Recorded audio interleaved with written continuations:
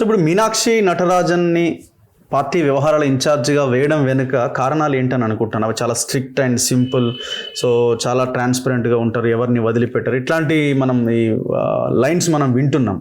అంటే ఇంతకుముందు ఉన్న వాళ్ళకి ఈమె చాలా భిన్నం అని అంటున్నారు. అంటే రాహుల్ గాంధీ ఆలోచించి మీలాంటి వాళ్ళతో డిస్కస్ చేసిన తర్వాత ఈమెయితే పర్ఫెక్ట్ అని అనుకున్నారా? మీనాక్షి నటరాజన్ గారు ఆల్రెడీ అసెంబ్లీ ఎన్నికలలో అబ్జర్వర్గా ఉన్నారు. దీపాదాస్ మున్సితో కలిసి పనిచేసినారు. తను విద్యార్థి దశ నుంచే కాంగ్రెస్ యొక్క ఆలోచన విధానంతో అనుబంధంతో ఎదిగిన నాయకురాలు.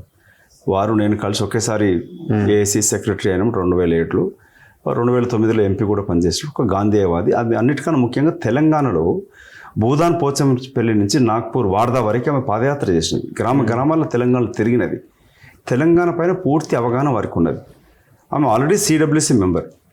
ఏఐసిసి జనరల్ సెక్రటరీస్ని ఒక్కొక్క రెండు రాష్ట్రం ఉన్న వాళ్ళకి ఒకటే ఇవ్వాలని చెప్పి ఒక నిర్ణయం జరిగింది. ఆ దిశలో చేర్పులు జరిగింది. ఎవరిని ఏ రాష్ట్రానికి పంపాలనేది అధిష్టానం ప్రియారిగేటివ్. అది రాహుల్ గాంధీ గారు, ఖర్గే గారు కూర్చొని నిర్ణయం చేసినారు.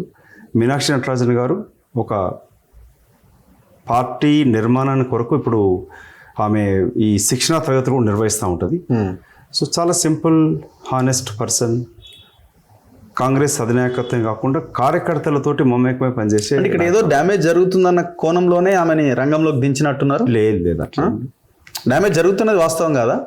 మీ పార్టీకి కానీ ప్రభుత్వ పరంగా పరిపాలన విషయంలో కానీ డ్యామేజ్ జరుగుతున్నది వాస్తవం కదా? ప్రభుత్వ పరంగా పరిపాలన కొనసాగుతున్నా ఇవాళ మీరు ఒకటి గమనిస్తే 2 లక్షల రుణమాఫీ జరిగినది.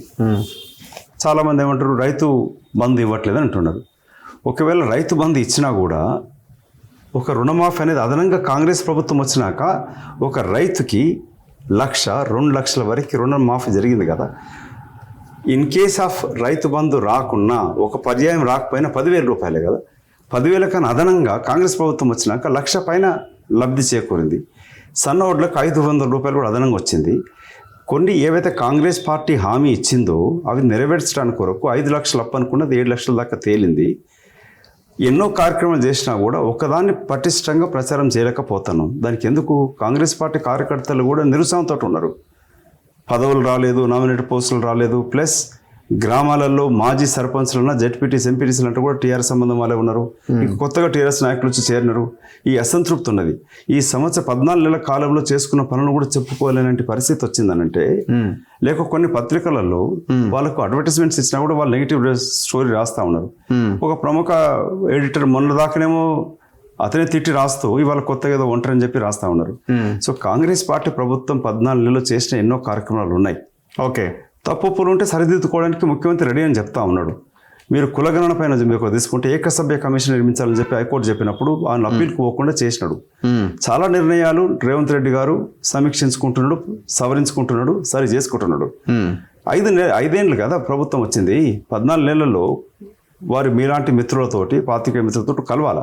ఇప్పుడు ఎస్పెషల్ నీ తీసుకున్నారు, నువ్వు 10 ఏళ్ల కాలంలో జైలుకి వెళ్ళిన పోరాటం చేసిన ప్రభుత్వం పైన అవన్నీ కూడా మాకు లబ్ధి చేకూరింది కదా. మీలాంటి నాన్ పొలిటికల్ పీపుల్ చేసిన పోరాటం, బీఆర్ఎస్ పార్టీ అవినీతి అక్రమాల పైన చేసిన పోరాటం కాంగ్రెస్ లబ్ధి చేకూరింది. మీలాంటి ఇంకా ఎంతమంది ఉన్నారు ఇటువంటి విద్యావేత్తలతోటి, నాన్ పొలిటికల్ పీపుల్ తోటి ప్రభుత్వం, ముఖ్యమంత్రి కూడా సంప్రదింపులు చేయాలి. ఏమైనా సవాలు ఉంటే చేసుకోవాలా. టైం ఉన్నది, సరి చేసుకోవడానికి వీలవుతుంది.